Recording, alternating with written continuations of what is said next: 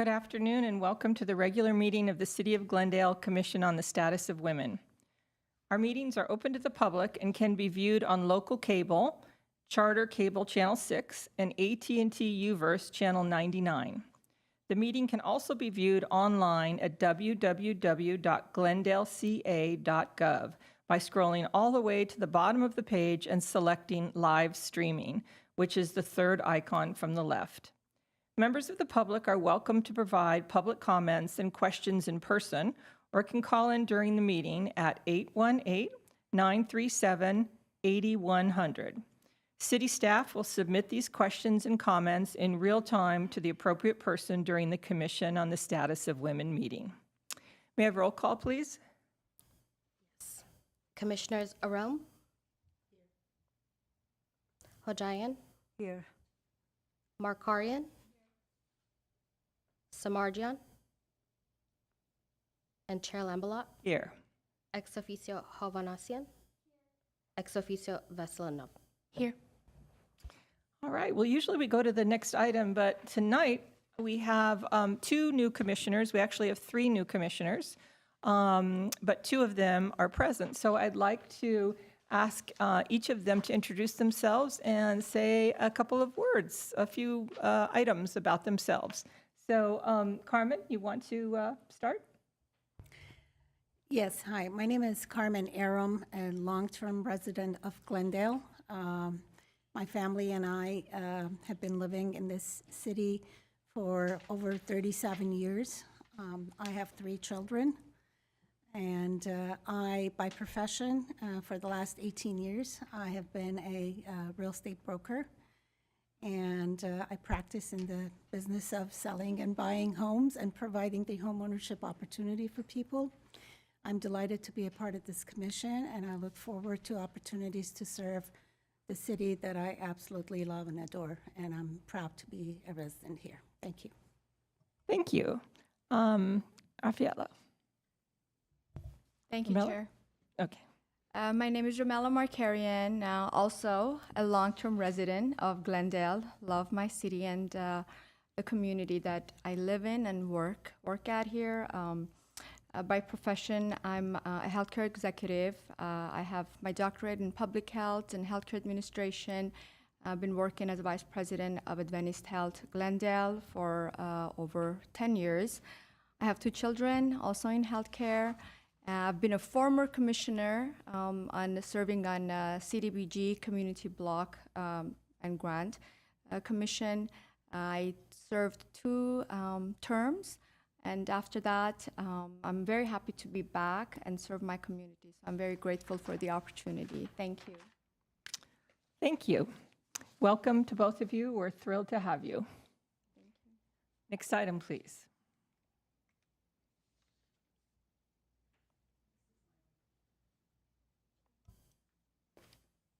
Next, it's my report, the agenda for the May 12, 2025 regular meeting of the Commission of the Status of Women was posted on May 9th, 2025 on the bulletin board outside City Hall. Thank you. Next item, please. Introductions and presentations. We have a presentation by Mariam Torosian, founder of SafeU.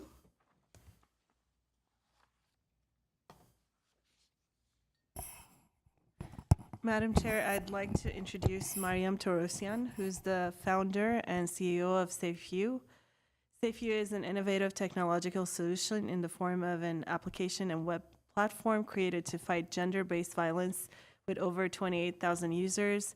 As a social entrepreneur with a versatile background in human rights law, anthropology, and public health, Ms. Torosian is recognized as an activist in the fight for women's rights and gender equality. We'd like to invite her. She is joining us via WebEx, and we'll turn the mic to her. Welcome and nice to see you again. Hello, everyone. Thank you for this opportunity. It's a great honor to be presenting to the Commission on the Status of Women. I hope you can hear me well, and I can share my screen and start the presentation now.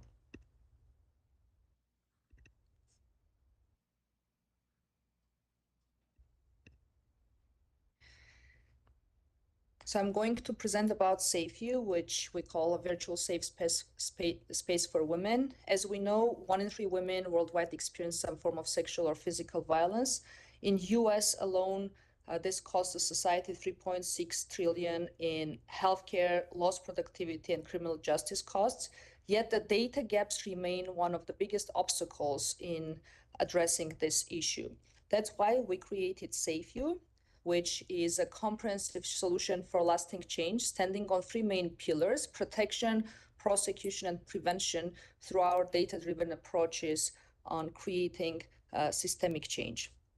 So how the app works: SafeU app is free for users, multilingual, and disability-friendly. It provides access to safety, support services, counseling, and community, as well as tools for evidence collection. Our SafeU, as an AI-based platform, as a web platform, is designed for government, cities, law enforcement, and international organizations. It provides access to real-time monitoring tools, data analytics for prevention, case management, awareness-raising tools, as well as tools for research and assessment. So how the main part of app works: thanks to our help button, users have access to safety. They just need to choose up to 3 contacts from their contact list, up to 3 contacts from existing nearby support service providers, as well as they can activate police button.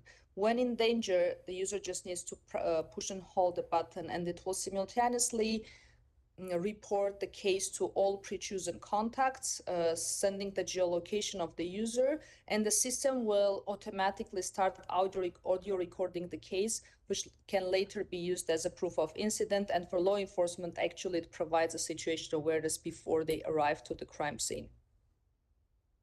How our partners, law enforcement or service providers, see this on their dashboards: they have this real-time monitoring dashboard of alerted cases, but not only alerted cases, but potential cases of those who are at a higher risk of being abused.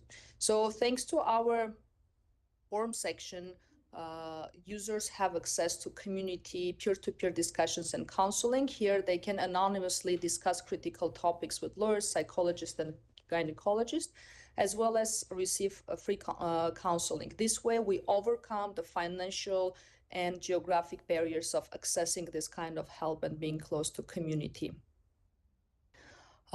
On the other hand, the service provider organizations and other stakeholders use our content management dashboards. This is a tool for consultant service providers and governmental agencies to provide anonymous consultations and run their awareness-raising campaigns in a safe environment. Thanks to our private messages, users can also engage individually with in the private rooms with counselors. This is a new feature that we created. It's live for 2 years now, understanding that this is also needed as many cases become very personal, and this is also provided on our platform. We also understood through our research and implementation in many countries that people have difficulties in finding and understanding what are the best resources and organizations for them to apply. That's why we created this easily navigable space for people to find support resources, non-profits, governmental services, professionals all in one place, and see their helplines, hotlines, etc. As we understand that we're dealing with a very sensitive issue, we also created dual security functions to be able to completely hide the app and the true function of the app inside the mobile phone of the user. We also recently integrated 2 new tools, this survey tool and quiz tool, to gather more feedback and conduct research with academic institutions on gender-specific issues. Thanks to our AI-based data analytics system, the stakeholders that are using our platform, they have access to our data analysis for prediction and prevention of violence through understanding the patterns. There are many demographic and behavioral patterns that we correlate and analyze using sophisticated AI algorithms that actually inform policy and program makers to adopt preventive policies and programs. So far, SafeU reached more than 1 million people globally, and we were able to impact 44,000 women. More than 24,000 cases were addressed through our platform, and more than 12,000 consultations were provided. And most importantly, we have documented 300 cases of confirmed saved lives. We also measure our qualitative impact through our UN treaty submissions and the research that we conducted or the policies that were adopted using our platform. And in the documents that I also shared with the Commission, there are many stories that we collect, because beyond numbers, under each number that we are sharing, there's a real true life story that needs to be heard. And as time will not permit, I will not do this now, but I have to tell that SafeU is scaling globally, and we are now active in more than 6 countries already, doing our steps in the US and mainly in European Union. And we created a very easy framework for implementation in a new context, only from 5 steps, implementing and contextualizing our, localizing our app in a new country and city. So SafeU in the US is now active in the state of New Mexico. We're right now in active negotiations with cities in Louisiana and in California to bring this solution also to these states. Thanks to the work that we are doing, we are recognized by UN Secretary General, and we're part of Commission on the Status of Women at the UN, and SafeU is recognized as a digital public good by UN Secretary General, one of very few technologies in the world globally that are committed to gender equality. And our strategic partners are mainly UN agencies in the US, also US Department of State and also European Union. Thanks to the work that we're doing, we are recognized on a global level, but also by policymakers, law enforcement, and service providers. And we won a lot of different awards and recognitions. And every time, of course, we use this as platforms to raise voices and stories of women that deserve to be heard. And we feel like this is just the beginning, and we have to scale this success and impact globally by 2030. Thank you very much for your attention, and I'm happy to answer your questions. Thank you, Miriam. I think this is the 3rd time I've seen the presentation, and it never gets less impactful and less impressive. So I'd like to open the floor to questions from my fellow commissioners or the student or the student ex officios.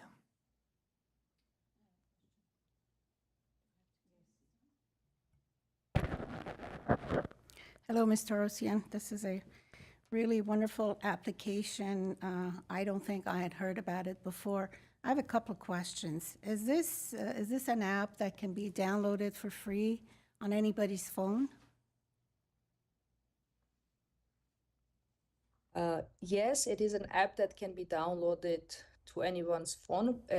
We need to be active in a given location, which means that we need to be connected to law enforcement, police department in that city. We have to make sure that the ecosystem of stakeholders are also part of the system, because what we do, we make sure that women have access to all resources and support services that are located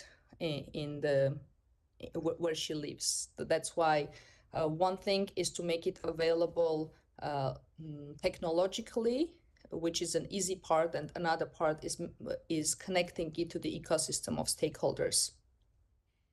You kind of answered my second question, which was going to be, are you seeking to find a collaboration with our police department because they just rolled out this intelligence data center, state-of-the-art technology is being used there, and if it looks like your plan is to approach different police departments and kind of provide the hooks into the two systems so that they can talk to each other and therefore be very a really useful tool for both parties involved.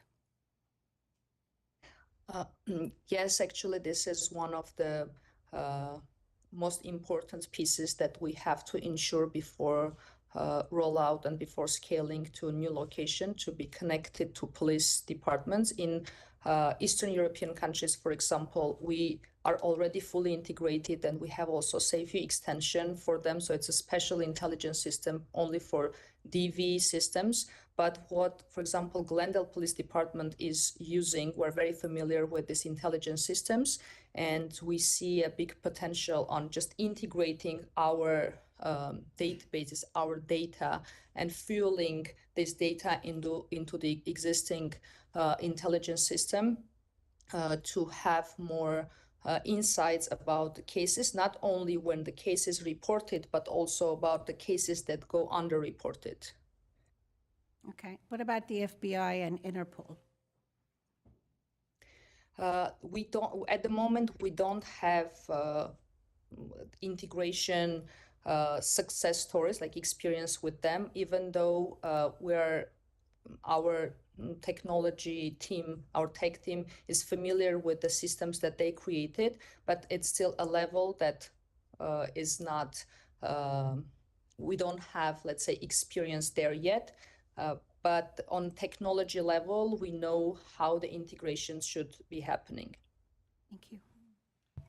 And just to reiterate, the app is free to the ultimate user, right?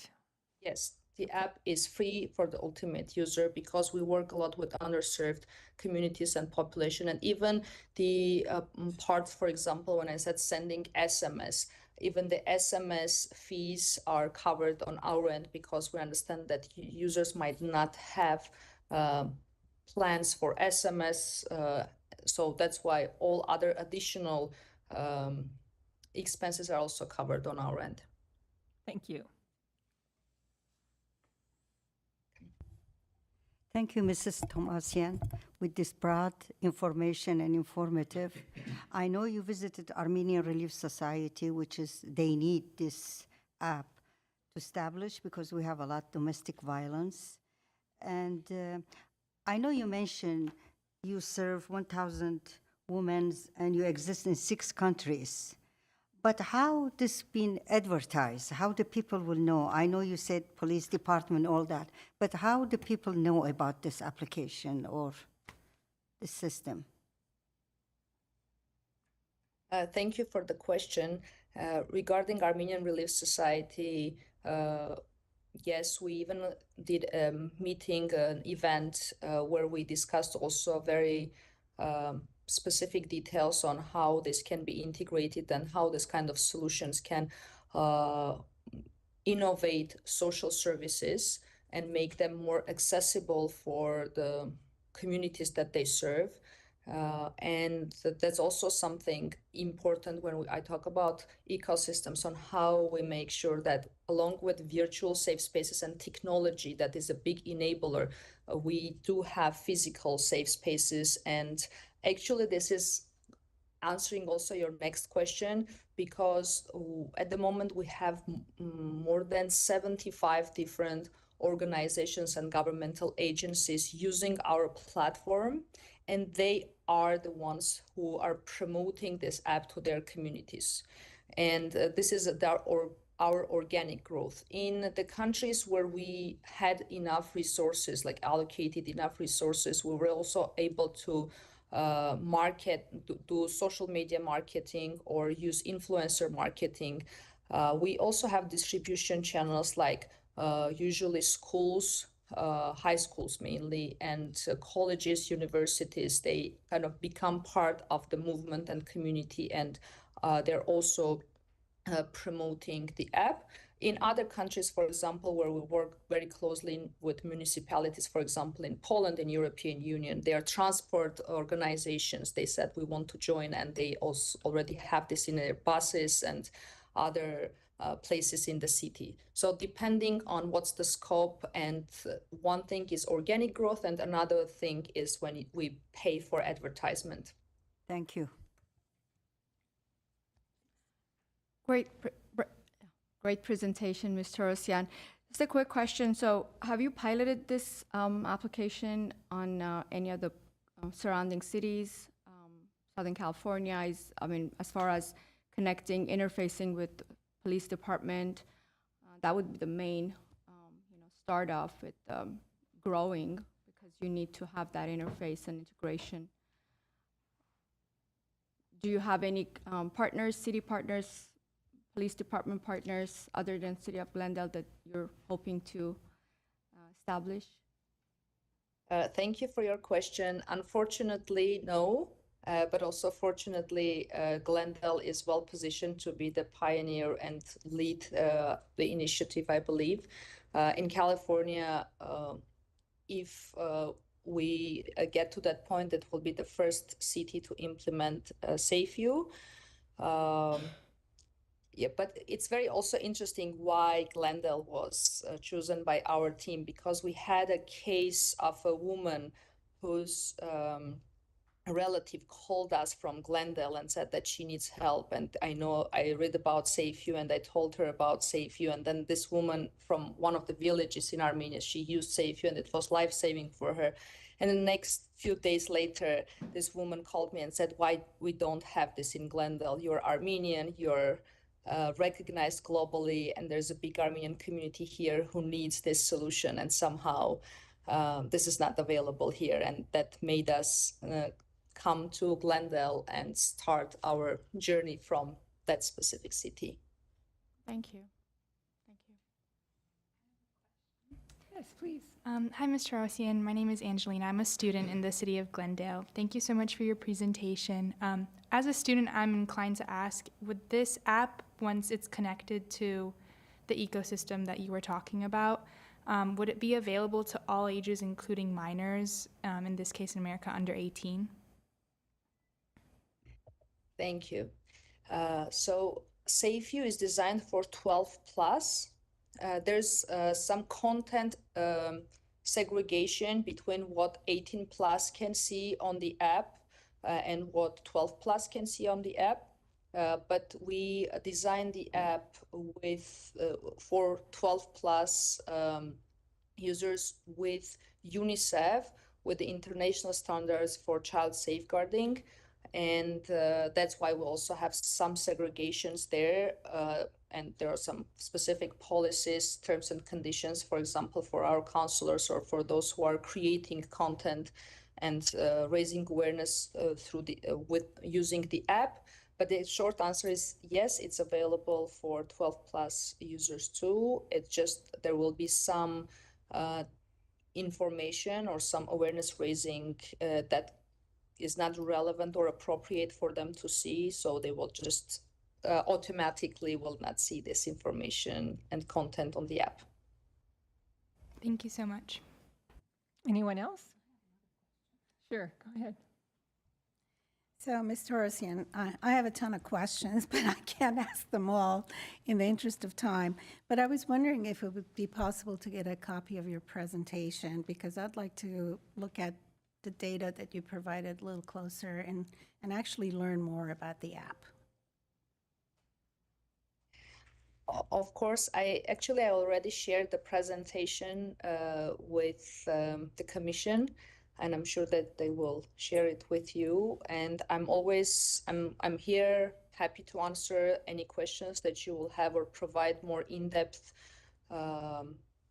answers, especially on different research that we conducted using our platform, like for example on technology facilitated digital violence and about displaced people or refugees, on how our special assistance programs resulted in which kind of success, and many other things that you might be interested, we're happy to provide more detailed information and our copies of our research or our data analytics. Thank you. All right, well, thank you everyone for your interest and for asking questions. And thank you, Miriam, really appreciate it again. Thank you very much for this opportunity.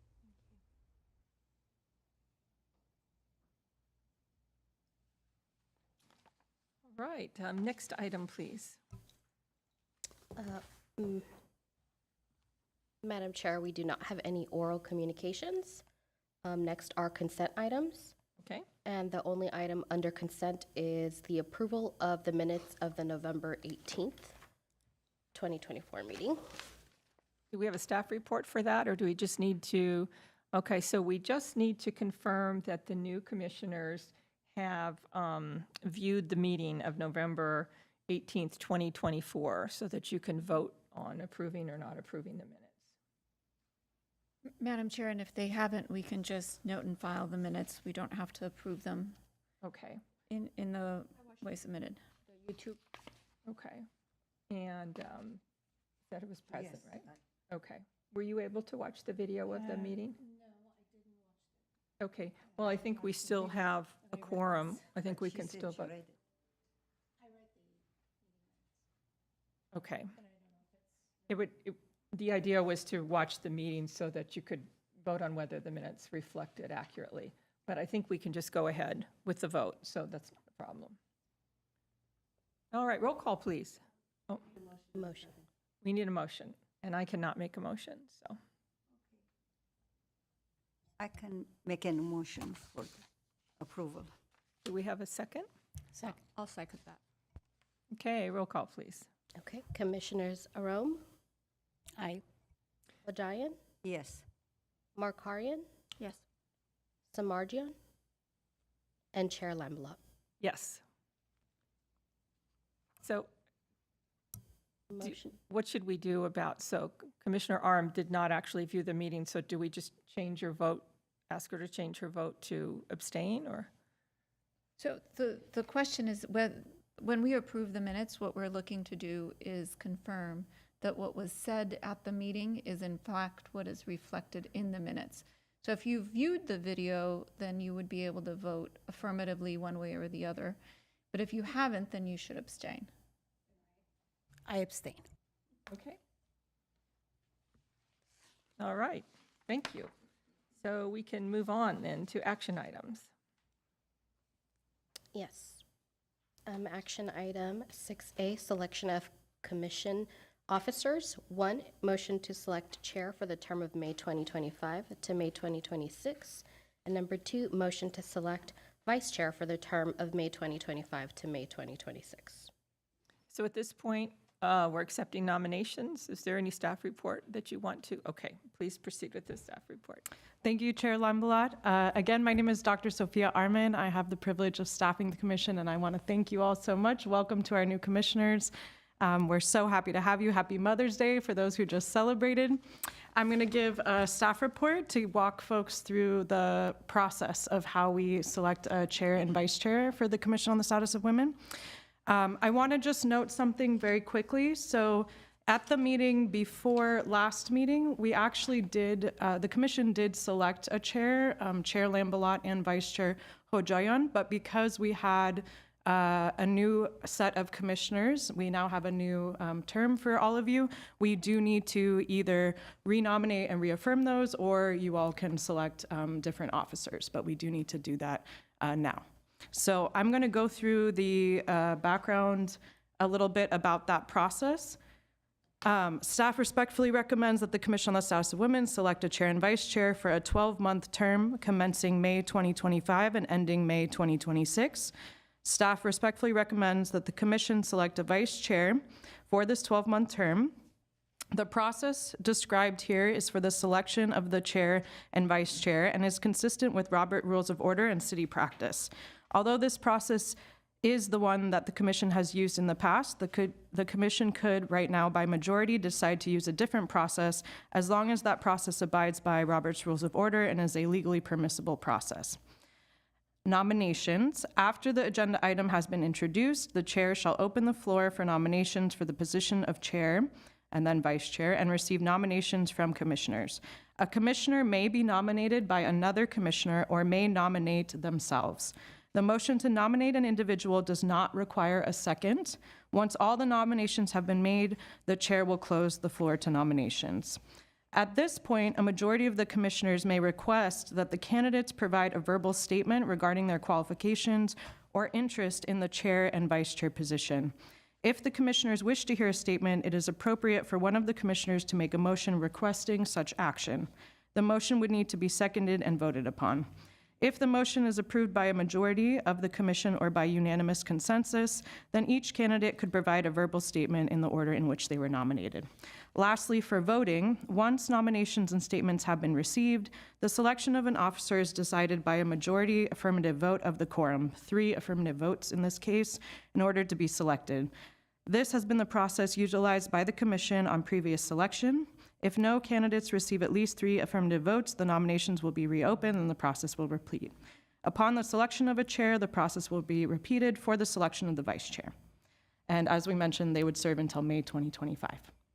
Thank you, Chair Lindblom. Thank you. So at this point, if there's are there any questions, first of all, about the process?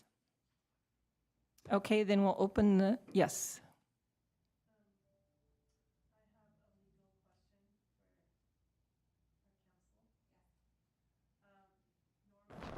I have a question for our counsel, legal counsel. Normally, the nominations and the vote for new chair and vice chair happen in the meeting in November.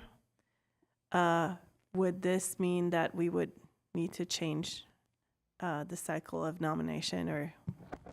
Truthfully, I don't think we need to do an election today because we elected the chair at the last meeting and everyone else stepped into the shoes of their people they replaced, and the chair wasn't one of the individuals who was replaced.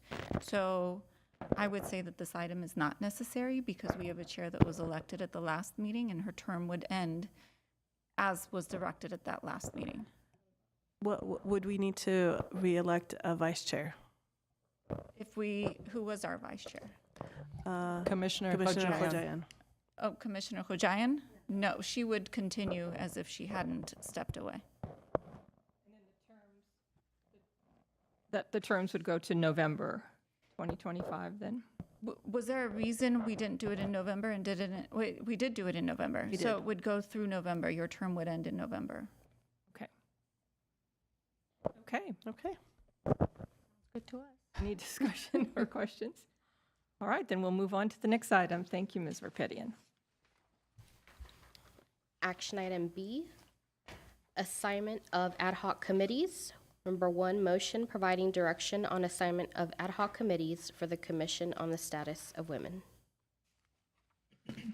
A staff report, please, Dr. Arman. Absolutely. Staff respectfully recommends that the commission provide direction on ad hoc committees and assign the new commissioners to ad hoc committees selected. May I interject here for a moment, and please correct me if I'm wrong, but as Dr. Arman is reading the staff report, I'd just like the new commissioners to think about what committees they would like to volunteer for. So you're not actually assigned so much as you can volunteer for them. We have not made anybody involuntarily a member of an ad hoc committee, up till now anyway. So, and then there can be no more than 2 members of the commission on any ad hoc committee, and but the student ex officios, one or more, one or both could join. And these are really the workhorses of the commission. You meet between commission meetings, and hopefully at some point in the future we'll meet more often. But even if we don't, this is where you get a lot of the work done, and then it's presented to the commission at the appropriate meeting for a discussion or approval. Okay. Thank you. Perfect. Thank you so much, Chair Lamblot. That saved me actually a couple paragraphs. So I'm going to say the first part is that these ad hoc committees have traditionally followed the CSW strategic plan. And on February 13, 2023, the CSW approved a revised strategic plan, which is the Commission on the Status of Women 2023 to 2026 strategic plan. That strategic plan establishes the following aims and goals: evaluate and assess, policy development, advocacy and advising, and education, awareness, and outreach. Per this, historically, the ad hoc committee members prior to this year, committees have consisted of Ad hoc Committee 1, evaluate and assess. The committee's goals are to assess issues and needs confronting all women and girls in Glendale, evaluate and identify gaps in existing services in the community on an ongoing basis, and recommend and support programs that further the goals and missions of the commission. Ad hoc Committee 2, communication and education. This committee's goal is to increase the level of knowledge in the community and the well-being of women in the community, maximize awareness of services and resources available for both women and girls, and work with the city to publicize the commission's work as it relates to the status and well-being of women and girls in Glendale. It also works to identify community groups and organizations to provide presentations at its quarterly meeting and work in collaboration with the commission. Ad hoc Committee 3, Community Partnerships and Outreach. This committee's goals are to review existing and identify new potential partnerships, as well as build alliances and network with other organizations to further the goals and mission of the commission. It reviews CSW's commission's, collaboration with the community, including city departments and commissions, community-based organizations, service organizations, and educational institutions to identify and solicit interested stakeholders to join in the commission's work to help women and girls fully realize their potential and have a strong voice in all aspects of the community. The alternatives, which I want to read here now: the commission may assign the ad hoc committees as presented. The commission may create new ad hoc committees, close others, assign members to each, for example, or the commission may consider any other alternative not proposed here by staff. Thank you, Dr. Arman. And I would just like to add, and please add or correct anything you need to. As Dr. Arman said, these ad hoc committees currently track the strategic plan's aims. And if you look at the strategic plan, under each there are goals, specific goals. And that's why they're set up this way. So on occasion, we have created other ad hoc committees, for instance, when we worked on the report on the status of women and girls, when we choose new student ex officios, that sort of thing. And then when that work is done, then that ad hoc committee ceases to exist. But these are the general ones, and as you can imagine, there's lots of room for interpretation and ideas under each. So at this time, may I ask for volunteers? And let me say that I would like to, I think Seta and I have probably each served on all of them. So I think that the new commissioners should feel free to jump in and volunteer for one or more of the ad hoc committees that appeal to you. I'll volunteer for education, awareness, and outreach. Okay. I feel like they're all very important, so related to one another. I feel like being on one and not knowing how you're, connecting or communicating, but just having the evaluation. To me, there is a continuum of work. So I like to initially serve on all of them and kind of see what type of projects we have. Is that something, just to understand really what are the open projects, what are the goals in each area, and then maybe I'll be more focused on one. I think the only issue there would be so we can only have 2 commissioners. Yes, so if there are 2 other commissioners who would like to serve, like for instance, if there's anybody else that would like to serve on communication and education. Seta? Yes, I would like that, and also I like community partnership and outreach. Okay. So the question is,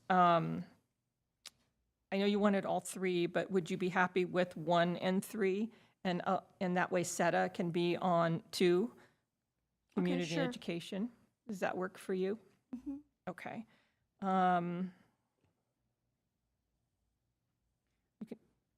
Obviously, you can be on more than 1. May I change mine? Because I marked 3 and I talked about 2. Oh, you want it, okay. I wanted to be on community partnership and outreach. Isn't that what I said? I guess Oh, okay. because, So that would mean, are you guys okay if I use your first names? yes, Okay. So Ramella and Carmen would be on ad hoc committee number 3. Seta on ad hoc committee number 2. Ramella on ad hoc committee number 1. And we don't yet, Natalie has not been able to choose a committee. So I can volunteer for 1 and 2 then. And then I'm happy to step aside if she would like to be on one of those. Is that permissible, doing it that way?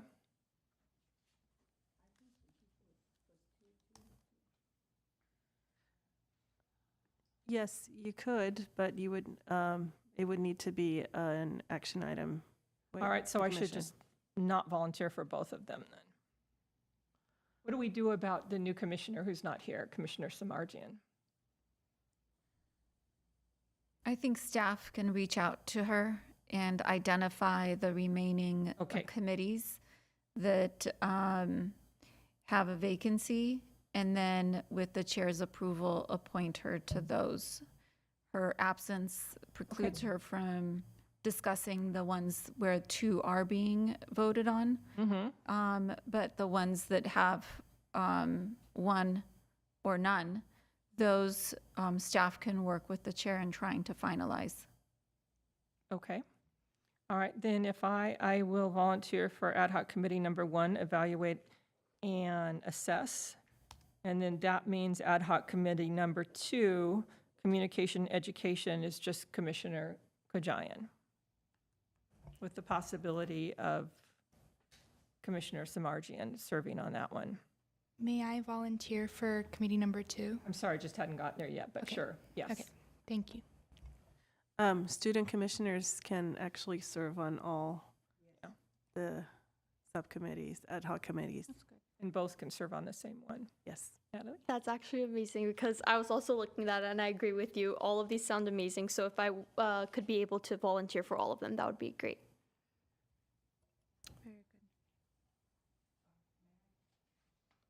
If I may, so I'm gonna read these back to you all, just so I make sure I have them for our record and to make sure staff correctly follows up with you all. So I have Diane for ad hoc committee 1. I have ad hoc committee 2, Seta and Ramella, and I have ad hoc committee 3, Ramella and Carmen. Is that correct? No, it's ad hoc committee number 1 is Ramella and Diane. Got it. Ad hoc committee number 2 is just Seta. Just Seta. Got you. I'm sorry, and this is not the student commissioners yet. Right. And ad hoc committee 3 is Ramella and Carmen. Perfect. And Thank you. then Angelina has volunteered for ad hoc committee number 2. And Natalie has volunteered for all of them.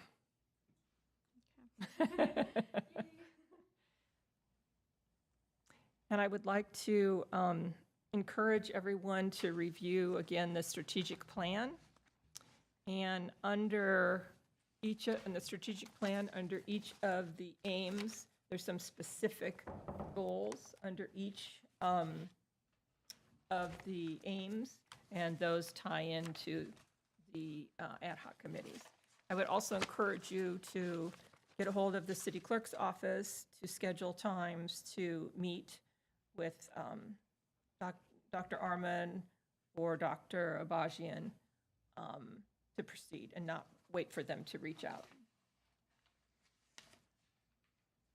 Madam Chair, we need a motion and a second to approve these nominations. Okay, do we have a motion?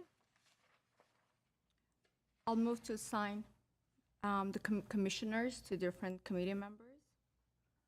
second, Okay, roll call, please. And thank you, everybody, for volunteering. Commissioners Arom? Bajayan? Yes. Markarian? Yes. Samardzian? And Chair Lambalot. Yes. Okay, next item, please. Action item C, legislative update. Number 1 is motion providing direction on state legislation. Dr. Arman, you had the floor. Thank you, Chair Lambalot. Okay, so I'm going to provide a little bit of background. We're going to go through the bills, and then you all will be able to have a discussion and ask questions. And can I just interject again, the bills are part of the packet that you Yes. provide? Okay. So we've sent you this agenda, of course, in advance. We've also provided this time what's called bill analysis, which is the formal staff analysis that comes out of the California State Legislature. And you also were given in advance the link to the bill text itself. So I want to also provide a little bit of information. Actually, within CSW's code is really a direction to you all that as part of what CSW does is recommend to City Council to take up these bills. So I just want to clarify, you are not voting on behalf of the whole city today. You are voting to recommend support to City Council itself. Then City Council at a meeting will vote if the city is supporting these bills. Okay? So I'm going to give a little bit of background also on the state legislative calendar and these bills, and then we will go into discussion. And could you also explain what that support means Yes. or opposition? Yes. What the real life ramification is of us supporting a bill or not supporting a bill? Absolutely. So in a technical term, it also means, first of all, that goes to a city council meeting. The public has the ability, just like here, to come and discuss on this. They take a vote. We, as a city, if a bill is supported or if formal opposition is also voted on, we draft a letter and we send this actually to the state legislature, and this is filed within the California State Legislature system as a letter on record of either opposition or support from the city of Glendale. And we can also decline to support or oppose as well, correct? Correct. You can decline the recommendation to city council, so you don't have to take up any of these. Okay, thank you. Okay, so a little bit about the state legislature calendar. So the state legislature returned on January 6th and had until February 21st to introduce new legislation. For newly introduced bills, the legislature has until June 6, 2025 to pass bills out of the House of Origin. Then the legislature has until September 12, 2025 to pass bills and send them to the governor for his signature. Staff has been tracking applicable legislation that is applicable to the CSW legislative platform. The Commission on the Status of Women in 2015 adopted its legislative platform. Based on this platform, staff monitors pertinent legislation and provides information at CSW meetings regarding proposed legislation that relates to the platform. The legislative platform of the CSW focuses on the following priorities: women in the workplace, women's health, women in the budget, women in the military and in military families, women in post-secondary education, and women's safety. The list below includes the bills for discussion today at May 12, 2025 CSW meeting. AB 60, cosmetic safety. This bill would prohibit, beginning January 1st, 2027, a person or entity from manufacturing, selling, delivering, holding, or offering for sale any cosmetic product that contains certain nitro-musk products. The nitro-musk products have been banned in the EU and are known endocrine disruptors. And actually, this status has been updated. This is now in the Senate Rules Committee as of publication of this agenda, as you all know. The bills are live, they're happening now, and the recommended position is support. AB 65, school and community college employees paid disability and parental leave. This is essentially a labor bill. This bill provides public school employees, including community college faculty, with up to 14 weeks of paid leave for pregnancy and pregnancy-related health conditions. This is a Legislative Women's Caucus priority bill, just so you all have some background. And the current recommended position is support. AB 798, Emergency Diaper and Wipe Distribution Program. This creates a statewide diaper and wipe distribution program to serve families when a state of emergency has been declared by the governor. This is also a Legislative Women's Caucus priority bill. I want to note this essentially is expanding the current emergency food distribution system of the state to just include diapers and wipes. The recommended position is support. SB 411, Stop Child Hunger Act of 2025. This bill addresses the gaps in access to school meals by ensuring California maximizes federal Sunbucks aid. and streamlines family access and school administrative processes through the implementation of a statewide single application to ensure all kids are getting access to school meals. The recommended position is support. And just for a little bit of additional background, this is essentially a summer EBT program. So traditionally called kind of food stamps. EBT is electronic benefit transfer, which is just the electronic version of what used to be paper. And so that is extending into the summer, essentially. Thank you, Chair. Thank you. Why don't we just go bill by bill and see if anybody has any questions, would like to make any comments, any discussion. So the first one is AB 60, the cosmetic safety legislation. I have a question on the cosmetic bill. Do we know if surrounding cities have supported this bill, or do they have that as something supported? And how does that impact the businesses in their community?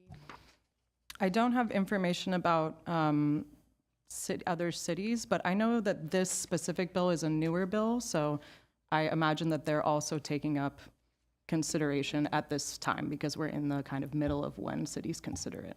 And it's a state legislation, obviously. Okay. Thank you. Any other questions on that? Thoughts? So this is on the assembly floor, so it's a statewide issue. Yes, these are And- all statewide bills. Yes. Okay. And the interest is to find out how the city of Glendale votes on this issue, correct? Whether it's in opposition or to support it. Is Yeah, that it's correct? not an actual vote. It's our Recommendation. recommendation, the city council, and the city council decides whether to support it. It doesn't have any actual legislative effect. It's just Got it. a letter. But let's say that the city decides not to support it. What does that mean for Glendale? What that means is that, well, if we decide to oppose it, and please correct me if I'm wrong, if we decide to oppose it, a letter would also be sent to the legislature saying the city opposes it. If we do not take a position on it, then nothing happens. Is that correct? Yes, and just to clarify, you are voting on if or not you will recommend the bill. You also can recommend an opposition if you want. That is correct. No, I understand that. What I want to understand is that if the city of Glendale were to be in opposition of this bill, what would it mean for the businesses in Glendale? Well, it's a statewide bill, so we don't have, there's no legal effect in Glendale, correct, other than what happens at the state level. It's not city specific. Is that correct? So ultimately, if it passes, because it's a statewide bill, it'll impact all businesses throughout the state. Okay. Correct. So one way or the other, we have to abide by it. Yes, but whether or not individual cities lend their support may have an effect, because that's how each agency would either advocate for it or against it. Got it. Thank you. If I may, the bills that are brought before the commission is for the purpose of commissioners to evaluate and see whether these bills are in the best interest of women and girls in our city and also beyond, because these bills obviously impact all of California, but they also impact women in our city. So really, the purpose of the commission is to make a determination based on the priorities of the commission on the status of women. Commissioner Kajayan, did you have a comment? No, I was just concerned about the AB 65. School Okay, could we community just, college, yeah. let's just finish this one. Which, AB 60? no, I don't have it. Okay, I would just like to make a comment. My initial reaction was, I don't have enough scientific background, but then in looking at the arguments for and against and understanding that this tracks EU legislation and I think also piggyback somewhat on prior state bills, I would be in favor of supporting it. Okay. Then let's move to AB 65, School and Community College Employees Paid Disability and Parental Leave. Any questions or comments? Sato, did you want to say something This on that was, one? This is included all the disability paid for not only pregnant women, other employees too. The public school and Glendale Community College. I want to understand this. Is it exclusive to women only? Is that Only, what you were that's what- asking?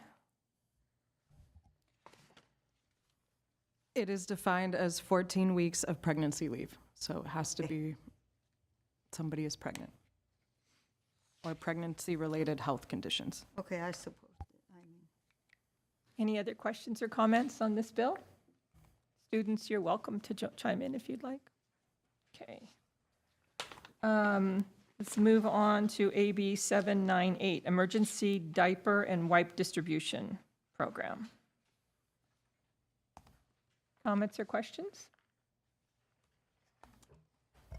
If I may add, when the Eaton fire happened and relief efforts were starting to rise across the city, I was able to volunteer at a donation center in La Cañada, and I saw that diapers and baby wipes were actually some of the most requested items.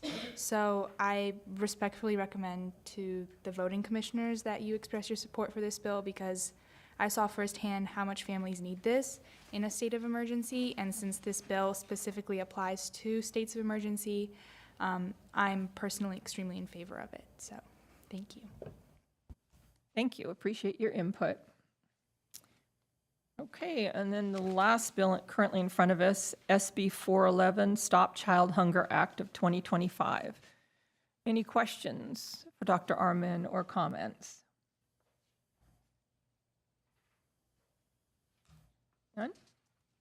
Okay, then our choices here are to make a motion to support all of the bills. Let's see, to that page. You happen to have a page number? Oh, here we are, Absolutely. okay. Nope, I don't No, have no, it it's yet. here. Page, Page 4C. okay. I was deep in all of them. No problem. Chair Lambelout, may I assist and read Yes, the would you assist, alternatives? No please? problem. So I'm still deep in all Absolutely. of the discussion. It's on the bottom of item 6, but it's 4C of 4C. item 6. Alternative 1, the commission may approve support for the bills as presented in this report and recommend council support. Alternative 2, the commission may approve support for a portion of the bills in this report and recommend council support on those specific bills. Alternative 3, the commission may choose to not support any of the bills presented in this report and thus make no recommendation to council at this time. Alternative 4, the commission may consider any other alternative not proposed by staff. Thank you. So, does anybody have a motion? We can do it, I guess, bill by bill, or we can do it on all of the bills at the same time. Is that accurate? Okay. Yes. I recommend alternative 1. The commission may approve support for the bills as presented this report and recommended council support. Is there a second? I would second that. Okay, roll call, please. Commissioners Arum? Yes. Ojayan? Yes. Markarian? Yes. Samardzian? And Chair Lambelout. Yes. Thank you. We can move on now. Next item, action item D, requesting for proclamation from the Glendale City Council designating August 26, 2025 as Women's Equality Day. Number 1, motion requesting a proclamation from the Glendale City Council designating August 26, 2025 as Women's Equality Day. Thank you. Staff report, please.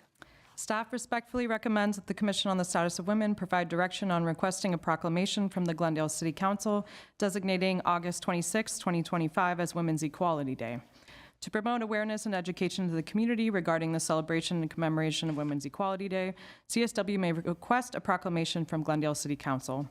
The chair of the commission may receive the proclamation on behalf of CSW together with other community organizations such as has historically been Glendale YWCA, Seroptimus International Glendale, and any others. Women's Equality Day is celebrated annually on August 26th in the United States. This day commemorates the passage of the 19th Amendment to the U.S. Constitution, which granted women the right to vote. It also serves as a reminder of the ongoing struggle for gender equality and the advancements made by women in various fields. By recognizing and celebrating this day, the City of Glendale can demonstrate its commitment to promoting equality and justice for all of its residents. In addition to the proclamation, the Commission may recommend sponsorship or co-sponsorship of related events and celebrations. Should the Commission provide direction to request this proclamation, staff respectfully recommends that the proclamation be received during the second meeting of the Glendale City Council during the month of August 2025. And I will just note, only because that's not on the calendar, we don't have an official date, but when we do, we will absolutely email it to all of you. Thank you. Thank you, Dr. Arman. Any questions, comments? Or do I have a motion?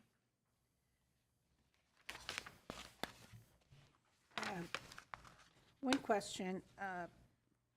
What would be the cost of such a declaration, if there's any? There is no fiscal impact associated with this item.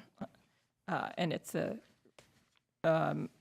going to City Council, accepting the proclamation, and making some remarks in support of it. And there are usually other organizations that join in those comments.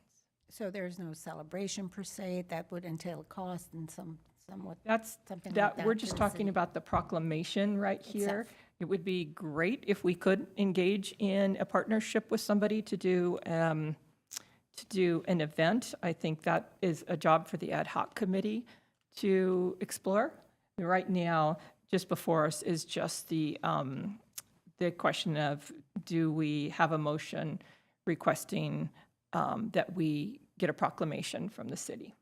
Just for clarification, I wasn't suggesting anything that would cost the city any expenses. Oh, no, that's not a problem at all. Just a question, I understand that, but from a budgetary perspective, that's what I wanted to understand, if there was anything associated with it. With the proclamation? Correct. Yeah, no, it says it says no fiscal impact. It's just the city does a beautiful proclamation. So just a question. So this is just for the proclamation requesting. Other than that, state of California already has designated June as the Pride Month. This would just be Glendale. Glendale. Be Glendale. And Glendale has never done this before? No, it doesn't. The City of Glendale annually presents a proclamation for this, and it's usually requested by the commission. Okay. And if I may, we're on the agenda item around Women's Equality Day, but we also have an additional one around Pride Month, which is next as Okay. well. So, but this is annually, August 26th is Women's Equality Day. Historically, last year, for example, the Commission on the Status of Women requested that the City Council do a proclamation for Women's Equality Day. Right. I just can't make the motion, so if Okay. anybody else wants to. I can make a motion. And what is your motion is? Alternative number 1. Okay. Approve the motion requesting the proclamation from Glendale City Council designating August 26, 2025 as a Women Equality Day. Okay, do we have a second? Second. Okay, roll call, please. Commissioners Arome? Yes. Hojayan? Yes. Markarian? Yes. Samardzian? And Chair Lambalot. Yes. Okay, next item. Next action item E, request for proclamation from the Glendale City Council designating June 2025 as Pride Month. Number 1, motion requesting a proclamation from Glendale City Council designating June 2025 as Pride Month. Yes. Staff respectfully recommends that the Commission on the Status of Women provide direction on requesting a proclamation from the Glendale City Council designating June 2025 as Pride Month. To promote annual awareness and education to the community regarding the celebration and commemoration of LGBTQIA+ Pride Month, CSW may request a proclamation from the Glendale City Council. Chair of the Commission may receive the proclamation on behalf of CSW together with other community organizations. The concept of Pride Month began with the Stonewall uprisings for gay rights that took place beginning on June 28, 1969. Following the Stonewall uprising and the first Pride marches, LGBTQIA groups proliferated and the Pride movement spread across the United States. Most Pride celebrations in major urban areas and public agencies around the world are held in June. The purpose of the commemorative month is to recognize the contributions that LGBTQIA+ individuals have made to the local, national, and international community. In addition to the proclamation, the Commission may recommend the annual lighting up of Glendale City Hall with Pride colors through the month of June. Should the Commission provide direction to request this proclamation, staff recommends the proclamation be received during the June 3rd, 2025 Glendale City Council meeting. Thank you. Again, open to any comments or questions or a motion.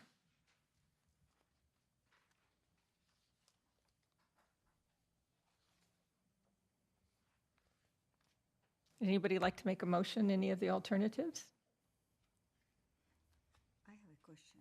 Yes. Are we going to collaborate with other organizations for this, or just for City of Glendale? Well, the proclamation, we're just talking about accepting a proclamation at this Proclamation. point.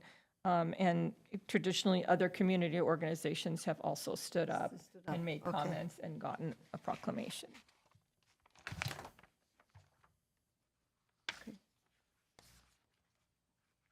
What was the staff's recommendation?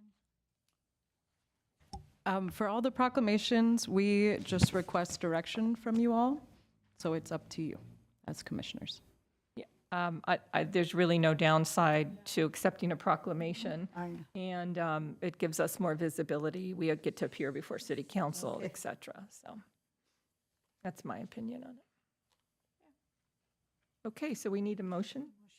I'll take the motion to request a proclamation from City Council designating June 2025 as Pride Month. Roll call? Commissioners Arom, Hojayan, Yes. Markarian, Yes. Samardzian, and Chair Lambalot. Yes. Next, action item F, consideration of support for Tinker Club. Number 1 is motion to provide $1,500 to support Tinker Club. Thank you. Staff respectfully recommends the Commission on the Status of Women provides direction on supporting Tinker Club. The mission of Tinker Club is to empower young children, especially young girls, with logical thinking and higher self-esteem to overcome the problems and challenges in their lives by nurturing the inner curiosity of children ages 4 through 14 through STEM education. Tinker Club engages them in hands-on projects, giving them personalized care towards active learning and enhancing their critical thinking, social, emotional skills, and ethics. To encourage young learners in STEM, the program recently participated in the first LEGO League Robotic Companion competition in 2 teams, girls and boys. The girls' team won first place and the boys' team won third. The goal is to foster their interest in STEM.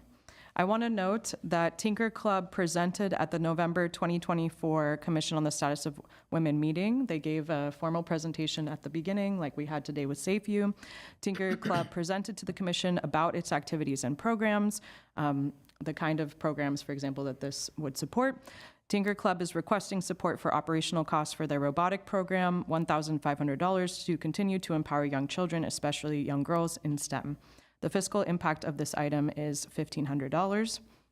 And I want to note, beyond the meeting minutes from last time, this presentation is also always available online on our publicly recorded meetings. Thank you. Okay, any thoughts? I'd just like to say I saw the presentation. I think what Tinker Club is doing is amazing.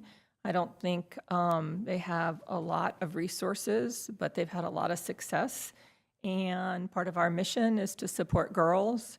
And obviously, we all know how important STEM education is. So in my opinion, this would be a great thing to support. Any other thoughts, comments, oppositions, anything? I watched the video and I was very impressed with the presentation, the way they encourage young girls, to not be afraid of technology and really get into it. We see a lot of women going into healthcare and other professions, but love to see women in robotics and technology. And what they're doing is really planting that seed that is not just for men. Go for it. Right. You're good at it. I love it. Full support of this.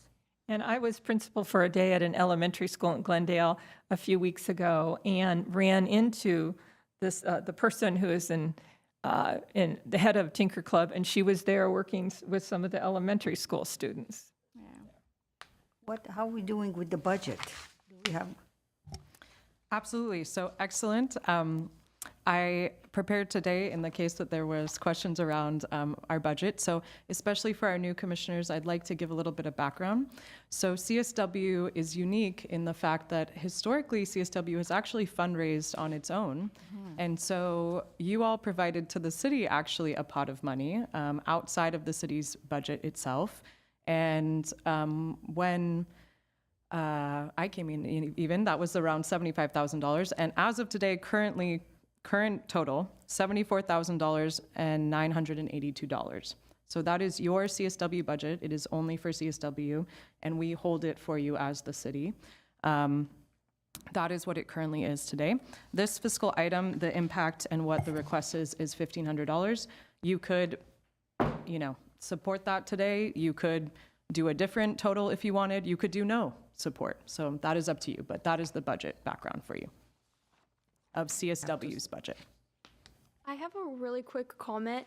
So coming from a STEM concentrated high school, I feel like what Tinker Club is doing is actually really amazing, letting children as young as the age of 4 to introduce themselves within STEM and kind of just learn everything about it, especially to boost their self-esteem and give opportunities such as self-development and public speaking. I think that's great to start them off at a young age. So I also really like what they're doing. Thank you. Any other comments? How do we feel about allocating these funds? Yes. Okay, can I have a motion from someone? I'd like to make a motion to move with the expenditure of $1,500 to support Tinker Club. I would second that. Okay, roll call, please. Commissioner Jerome? Hojayan? Yes. Markarian? Yes. Samardzian? And Chair Lambalot. Yes. Thank you. Okay, and our last consent item, the last action Action item, item excuse G. me. Consideration of sponsorship of YWCA Glendale and Pasadena Heart and Excellence Legacy Luncheon. Number 1 is motion to provide $1,000 sponsorship to YWCA Glendale and Pasadena Heart and Excellence Legacy Luncheon. And Madam Chair, we do have one public speaker for this item. Welcome. Yes.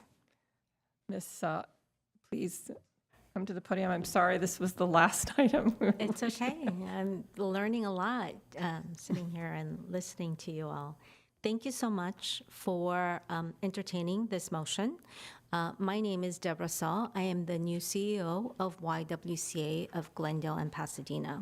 While I'm new, YWCA of Glendale has been around for almost 100 years. We actually will be celebrating our 100th anniversary next year.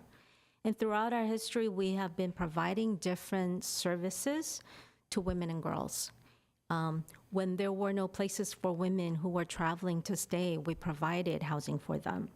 When there were no pools or exercise facilities for women because they were not allowed in spaces for men, we provided that for the community. So we have been different things throughout our history, and most recently we have been providing a lot of support for survivors of domestic violence through our 24-hour crisis line, through our emergency shelter, through counseling and case management in our offices as well as in our shelter, and also even legal services. So we've been providing comprehensive services for survivors of domestic violence, but we don't want to do that. We want to stop the violence before it happens. So we've been also expanding our prevention programming, including one that we have done in partnership with you. Camp Rosie, that the commission used to run, was given to YWCA to run, and we will be running Camp Rosie this summer as well.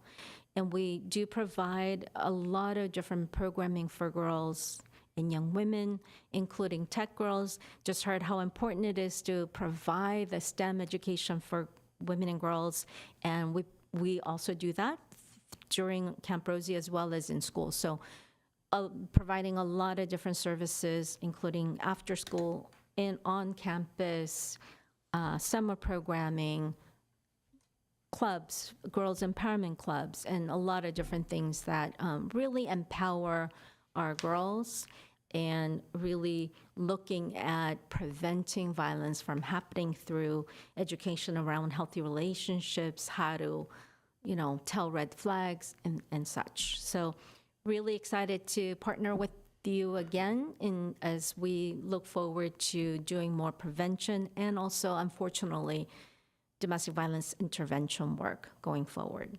And as you know, there are a lot of funding cuts that's happening, so your support for our event would be greatly appreciated. But more importantly, I would love to see all of you there. Please come and help us celebrate. Thank you so much. Thank you.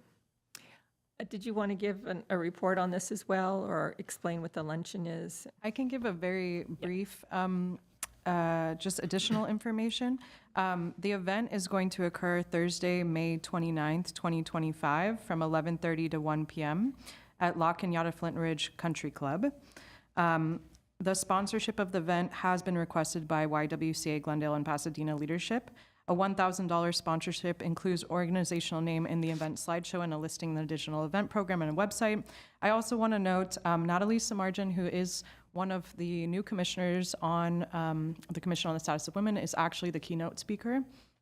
And lastly, what I will say is, especially for our new wonderful commissioners, we do a lot of community partnerships with YWCA Glendale and Pasadena.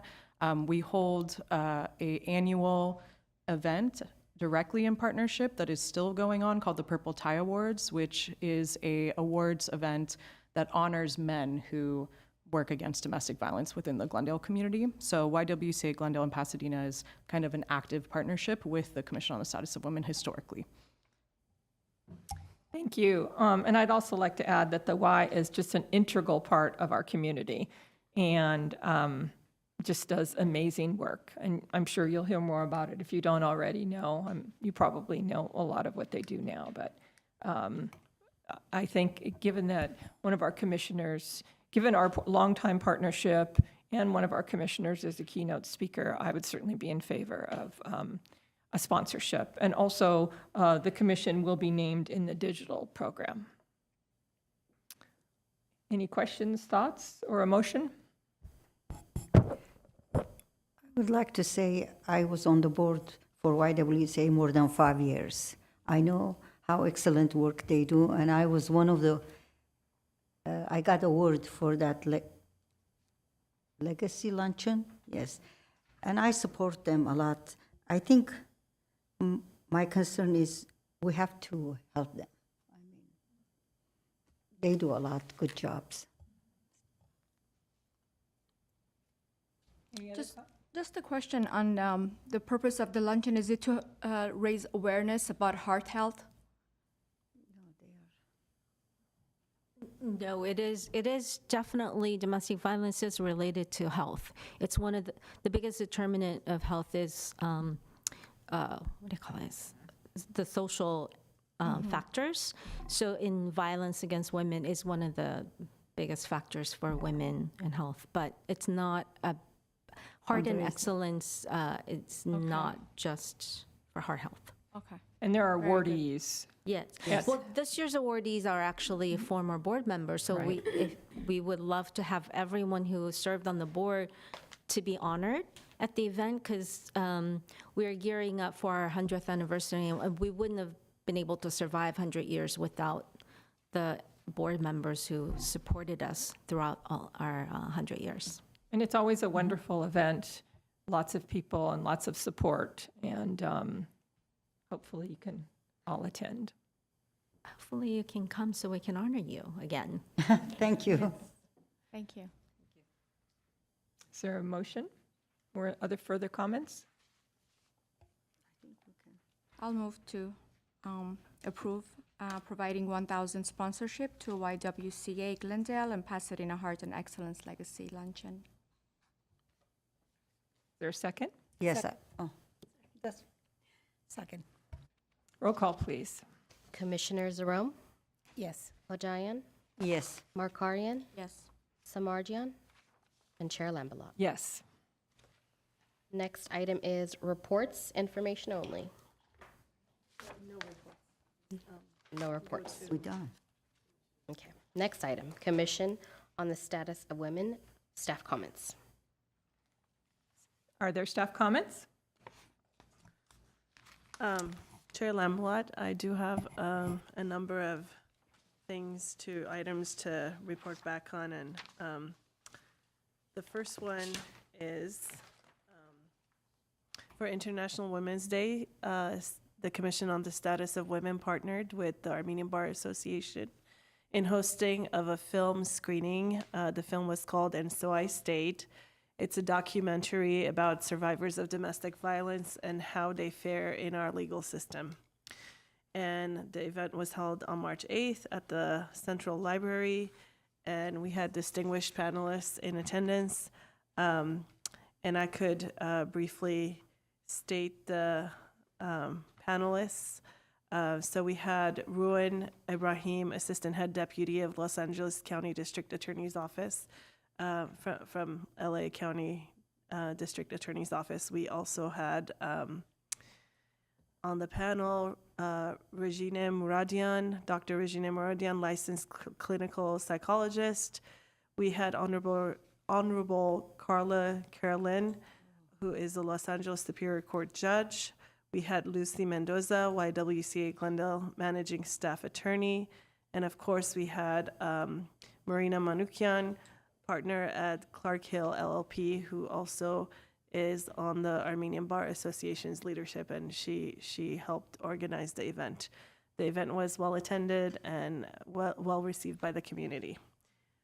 That's my first item. The next item is that on March 8th, the City Council had a discussion regarding the powers and responsibilities of the Commission on the Status of Women. The council at the meeting directed the city manager and myself, the city clerk, to identify funding and resource needs to assign a full-time position dedicated to the commission. The council also further directed the city attorney to prepare an ordinance amending the Glendale Municipal Code provisions pertaining to the commission's powers and responsibilities. And this was to include regular programming based on policy recommendations based on the Commission's report on the status of women and girls and the city's workforce demographic report. Also engaging in community partnerships and fundraising, and also increasing the frequency of regular meetings from quarterly meetings to monthly meetings. And so the ordinance will be agendized for a discussion and a vote by City Council in the coming weeks before July 2025, and the recommendation was to start the monthly meetings beginning in July, and so the council will take up this item in the near future. Thank you. Anything else? That's all on my end, and I also want to introduce a new staff member from my office, Kimberly Solorio, who's clerking the meeting today, and she's doing a wonderful job, so thank you for being here and for helping us today. Thank you.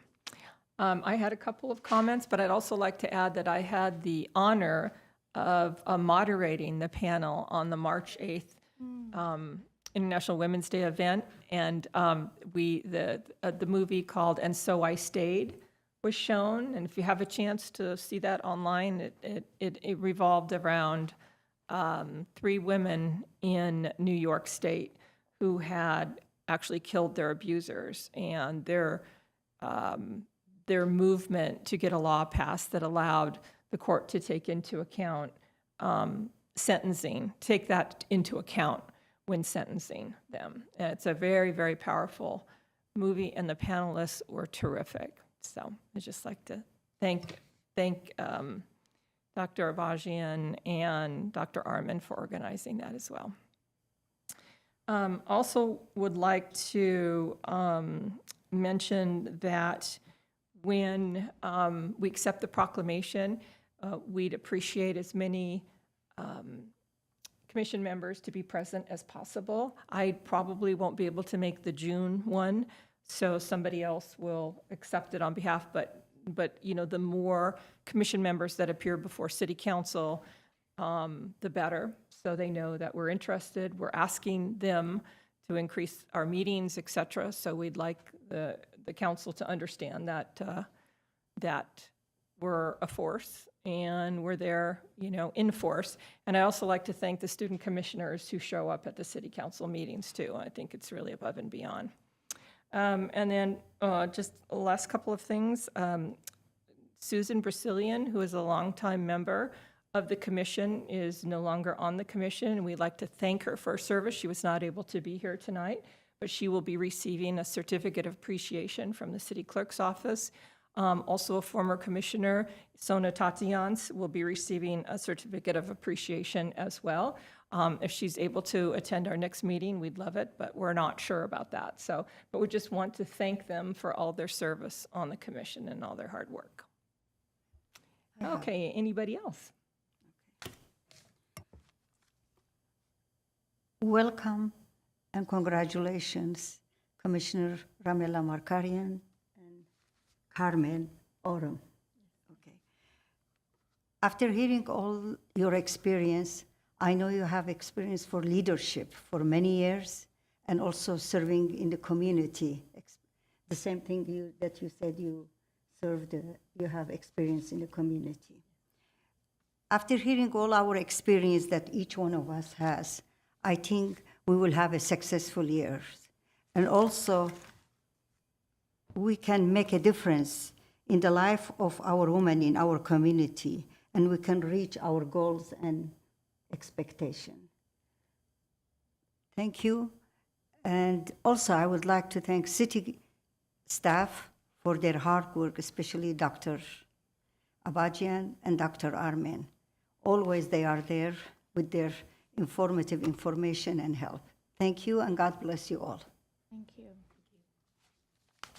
Anyone else? I would like to second what Seta said, because your energy and commitment to the commission has been amazing over this last couple of years. Thank you very much. Not that you're, we look forward to the continuing relationship, but anyway, really thank you for bringing that up. Yeah, And welcome. to both I of you. think it's a teamwork. Teamwork Absolutely. will make us go forward. Thank you. Mr. Armin? Yes, if I may, I just wanted to add just a quick bit to what's already been said, which is exactly, we're all on the same wavelength. It makes me so happy. I wanted to thank especially the Armenian Bar Association for all of the work and partnership around the event. I wanted to thank city staff also from our office. I was really ill I was actually on medical leave for several weeks. And so a lot of our office ended up stepping up, and I just want to appreciate you all. And then I want to say a happy birthday to Autumn Ajamian, who's in our office, the assistant city clerk, whose birthday was just in the last 24 hours. Where is he? He's downstairs office, working he hard. And a huge thanks also to Susan and to Sona for their service as former commissioners. I really have to say, all the commissioners here, those who are here, those who have served before, I know you all work very hard on this commission. And so really the city thanks you very much for the time that you put in here, using your talents. And we just want to thank you as staff too. So. Thank you. Any other comments before we adjourn? Well, very warm welcome from everyone, and also from the city clerk's office. Thank you, Dr. Bajian and Dr. Armen and the staff. I'm looking forward to great collaboration with all of you, with the commissioners. I'm sure we'll learn along the way from everyone who served many years on this commission. And hopefully together we're going to serve our community, women in need, and provide resources and the care that we can collaboratively. So looking forward, and congratulations to our students here, and hopefully we'll work together and be good mentors to you as well. Thank you. All right, if there are no other comments, then the meeting is adjourned at exactly 5:30 p.m. I need a motion. I'm so sorry for the record. It's going to be 5:31 probably, but is there a motion of adjournment? Yes, okay, I make the motion. I'll second that. Okay, we're adjourned at 5:30 PM. Thank you.